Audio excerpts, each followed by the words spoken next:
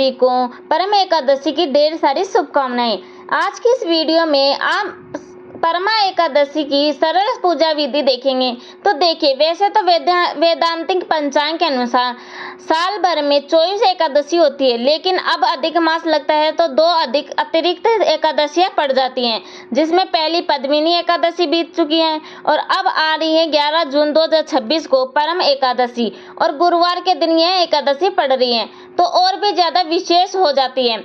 और अधिक मास का यह पावन समय भी चल रहा है। तो देखिए, एकादशी के दिन सुबह सुबह जल्दी स्नान इत्यादि से निवृत्त होकर किसी भी एक स्थान को सुनिश्चित करके वहां पर साफ सफाई कर लें और उसके बाद में एक पूजा की चौकी हम यहाँ पर लगा देंगे। चौकी के ऊपर में पीले रंग का आसन पर बिछा देंगे। और देखिए, अगर आप चौकी ना लगाना चाहें तो घर के मंदिर में भी आप पीले रंग का आसन बिछाकर इस पूजन को कर सकते हैं। तो चौकी हमने लगा दी है, वस्त्र भी बिछा दिया है। अब थोड़े से फूलों का आसन देते हुए सर्वप्रथम भगवान श्री हरि विष्णु का जो भी स्वरूप आपके पास है में हो, फोटो या मूर्ति, उन्हें हम यहाँ पर विराजमान कर देंगे।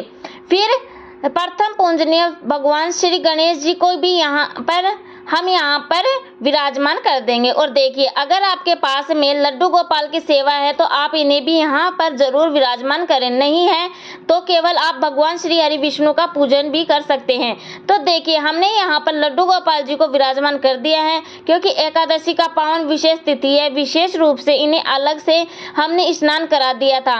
अब देखिए, जल के छींटे देते हुए भाव स्वरूप में हम सभी को यहाँ पर स्नान करा देंगे और स्नान कराने के बाद में वस्त्र के स्वरूप में हम सभी को मौली धागा समर्पित कर देंगे। तो सर्वप्रथम गणेश जी को मौली धागा समर्पित करेंगे, फिर भगवान श्री हरि विष्णु को भी हम यहाँ पर मौली धागा समर्पित कर देंगे। अगर आपके पास में जनेऊ है तो आप जनेऊ भी जरूर ही समर्पित कीजिएगा, या फिर कलावा हो तो 7 बार लपेटकर जनेऊ के भाव से भी आप समर्पित कर सकते हैं। और हम एक शुद्ध देसी घी का दीपक यहाँ पर प्रज्वलित करेंगे। यह दीपक हमारे इस पूजा का साक्षी भी होगा, और आप चाहे तो तिल के तेल का दीपक भी प्रज्वलित कर सकते हैं। और हम सभी को तिलक लगा देंगे। तो चंदन से, हल्दी से, रोली से सभी को हम यहाँ पर तिलक कर देंगे। तो गणेश जी को हमने यहाँ पर तिलक कर दिया है और सब भगवान श्री हरि विष्णु को तिलक करेंगे। और इनमें फोटो में जो भी देवी देवता विराजमान है सभी को भी हम यहाँ पर टीका करके कर देंगे। लड्डू गोपाल जी को भी हम इस दिन चंदन से तिलक जरूर लगाएंगे। और तिलक लगाने के बाद अब हम सभी को तिल समर्पित करेंगे, क्योंकि एकादशी की तिथि में चावल बिल्कुल भी वर्जित नहीं होते हैं, चावल नहीं चढ़ाए जाते हैं।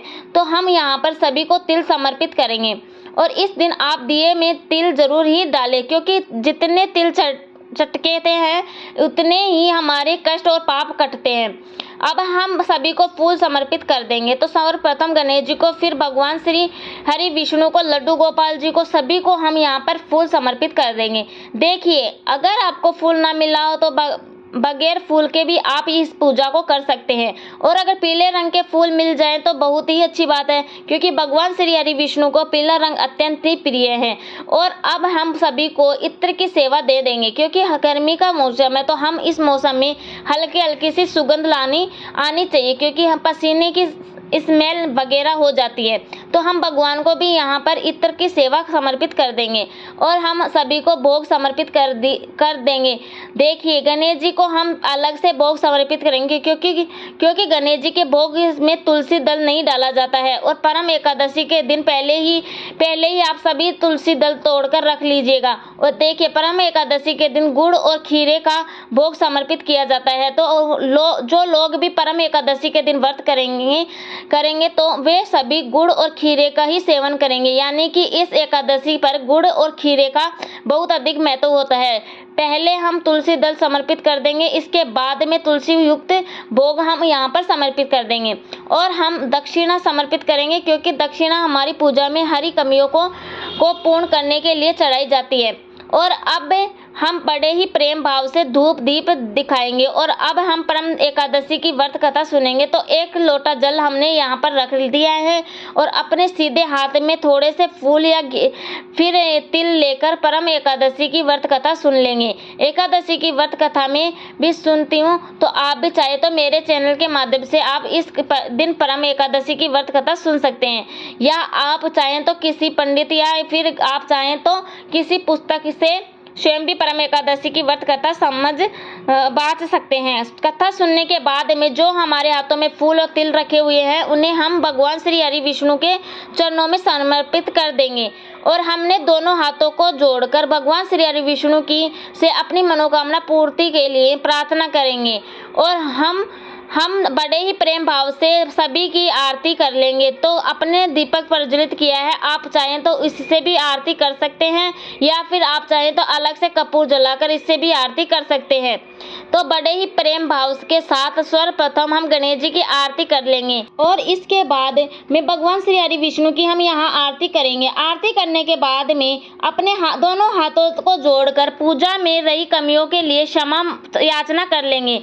और एक बार फिर से अपने परिवार के लिए, सुख समृद्धि के लिए और अपनी मनोकामना पूर्ति के लिए भगवान से प्रार्थना करेंगे। और सब जो जल का लोटा हमने यहाँ पर रखा था उसमें से थोड़ा सा जल अपने सीधे हाथ में लेकर पूजा के ऊपर से इस प्रकार से हम 2 बार देंगे और अपने हाथों को जोड़ लेंगे। इस प्रकार से परम एकादशी की यहाँ पूजा हमारी संपन्न हो जाती है। यह जो 1 लोटा जल हमने यहाँ पर समर्पित किया था, इनसे हम सूर्य देवता को अर्घ्य दे देंगे। जो भी भोग प्रसाद हमने यहाँ समर्पित किया है था इससे परिवार के सभी सदस्यों में बांट देंगे और स्वयं भी पारण के समय ग्रहण करेंगे। और शाम के समय भी इस चौकी के ऊपर ही हम एक दिया जरूर ही प्रज्वलित करेंगे। तो इस प्रकार से आप भी सभी परम एकादशी के दिन बड़े ही सरल तरीके से पूजा कर सकते हैं। तो परम एकादशी की यह पूजा विधि आप सभी को कैसी लगी मुझे कमेंट सेक्शन में जरूर ही बताइएगा, क्योंकि आपका एक छोटा सा कमेंट मेरे इस मेहनत को सफल बना सकता है। और अगर आप मेरी आवाज को पहली बार सुन रहे हैं तो चैनल अंजलि कुमावत को सब्सक्राइब करके पास वाले बेल आइकन को जरूर प्रेस कीजिएगा, ताकि आने वाले तीज त्योहार की बड़ी अपडेट, पूजा विधि और सभी शुभ मुहूर्त समय से पहले ही आपको मिलता हुआ चला जाए। निर्जला एकादशी से जुड़ी संपूर्ण जानकारी और पूजा विधि भी मेरे चैनल पर आ चुकी है। और इस दिन घड़ी का दान किस प्रकार से किया जाता है यह वीडियो भी मैंने चैनल पर डाल दी है, तो चैनल में विजिट करके संपूर्ण जानकारी जरूर ही जान लीजिएगा। मैं अंजलि कुमावत आप सभी से आज्ञा चाहती हूँ। आप सभी को परम एकादशी की ढेर सारी शुभकामनाएं। राधे राधे, जय श्री कृष्णा।